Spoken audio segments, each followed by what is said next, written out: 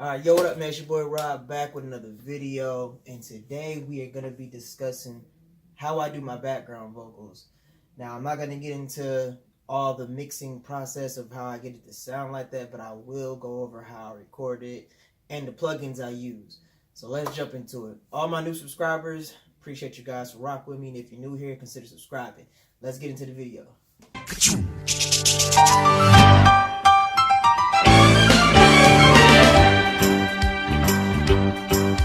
It's a rare condition this day and age to read any good news on the newspaper page. And love and tradition of the grand design, some people say it's even harder to find.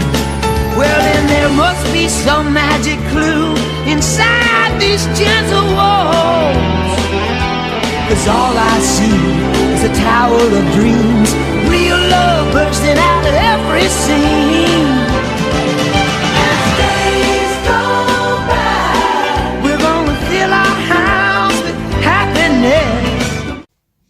Alright, so this is the track right here. My new single just dropped. Go get that on Spotify. Alright, so look, I'm gonna play this little background part on the hook, let you guys see how I sound, and we gonna go from there. You got me faded. I'm feeling so jaded. Alright, now let's play that solo with just the acapella. Girl, shawty, you got me faded. I'm feeling so jaded.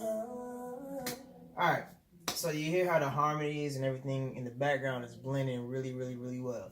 Alright, so this is my background, and this is the bridge for the hook right here, right?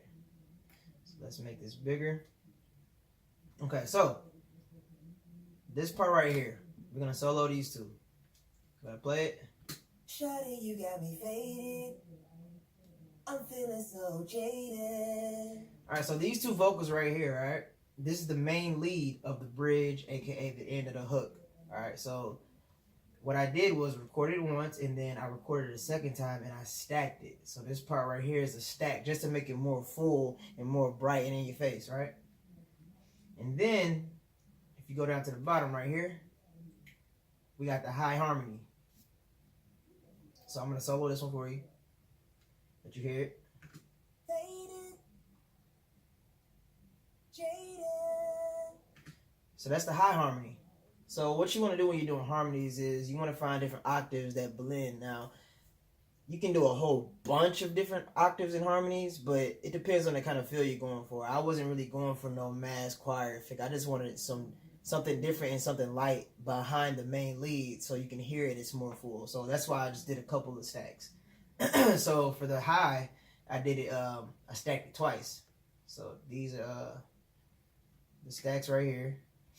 So this one right here is the main lead, right?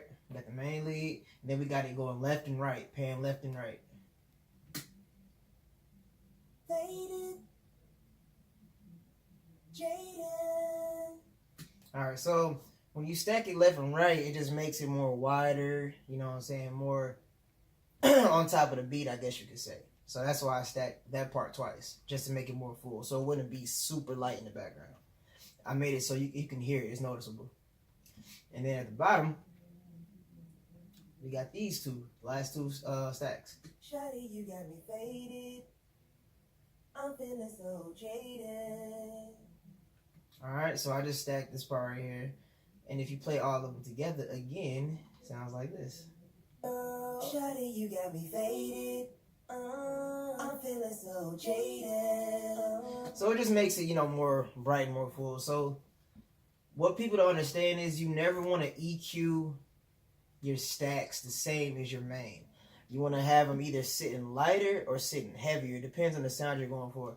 Now, for me, I made my main lines, I made them a little bit lighter. So I wanted my backgrounds to sit underneath and just be a little bit heavier, more bassy. So that's why it kind of sounds like it's really low, because that's how I wanted it to sound. I didn't want to have it super bright because it would have been clashing with the two main stacks I did earlier. So you always want to make sure you EQ differently from the main stacks, alright? You don't ever want to have them, because a lot of people, they'll just take the EQ that they have for the main line and they'll drag it on each line. Like, they'll put it on this line, they'll put it out here, they'll put the same EQ and all the vocals sound the same, and it clashes. It just doesn't sound right. So you want to always make sure you EQ differently on your stacks, your harmonies, and all that extra stuff. All right. So for the plugins, we got NLS channel. You guys already know NLS channel. Rocking like that. You got a little bit of auto tune. You got a little bit of the EQ. I use 2 different DSs on here. This one is mainly to capture the high end, and there's a lot of sibilants up there, so I just had to take a lot of that out. And then on this DS right here, it was more for the low. As you can see, the range is kind of in the mid frequency area, so that's why I did 2 DSs, just to pull a little bit of that low end out. All right. Then I got another EQ. This is, remember last video I said I do subtractive EQing. So on this one I had to do a little bit of subtractive EQing. So I just took all the nastiness out of the vocals that I heard. You know, I found the range. I boosted the signal so I can hear it, and then I just pulled it all the way down. So that's why you have like this. It's nothing like, only thing I have right here is a little bit of high end. Just add a little bit because it didn't really have a lot. It had a lot of low, but I took a lot of that nasty sibilance out. So that's what subtractive EQing is. This is how it's supposed to look when you subtractive EQ, or, you know, reductive EQing, whatever you want to call it. And then you already know how we rocking. We got the C4. You gotta go with the C4, man. It's my favorite preset. Pull all that muddiness out the low end. Give you that bright on top in your face feel. Alright? Then we got an H compressor. Like I said, I'm not gonna get into the compression. Everybody knows how to compress. If you don't know how to compress, there's a lot of YouTube videos to show you how to do it. Use the H compressor instead of the R compressor this time. H compressor is actually pretty dope. So, you know, and that's how we got it. Play it one more time for you. Girl, shawty, you got me faded. I'm feeling so jaded. I don't. So you see how it's just right there in your face, man. And then there's also a plugin that you can use too. Matter of fact, I'll pull it up for you real quick. Let me see. I'll put it on one of the backgrounds. Let's do a high. Let's throw it on the highs. This is one of Manny's plugins, but it's called Tone Sharpener, right? A lot of people sleep on this. A lot of people sleep on this. So the Tone Sharpener, what it does is you can go to this preset, and they have the lead vocal sounds so freaking amazing. Definitely try to use the lead vocal on your lead. It sounds dope. So we got the backing vocals, right? We're gonna take that and we're gonna add it to all my backgrounds for the highs, or just put it on the highs. Let's see how it sounds. Shawty, you got me faded. I'm feeling so jaded. That sounds amazing. I don't know if you guys can tell. You might want to listen in headphones. So definitely try this plugin out, man. This is really dope. So yeah, that's how I do my background vocals, man. You want to find different octaves. Make sure your octaves blend. Don't have just a bunch of different octaves all over the place, because it'll clash and it won't sound right. So just, number 1, make sure you got octaves that blend. Number 2, EQ them differently. Make sure the EQ is different so it stands out and it doesn't clash with the main lead. And then you could just drag the rest of your plugins, your mixing plugins, over to the line and you're good to go. So yeah, I hope this helped you guys, man. If you got any more questions, leave a comment.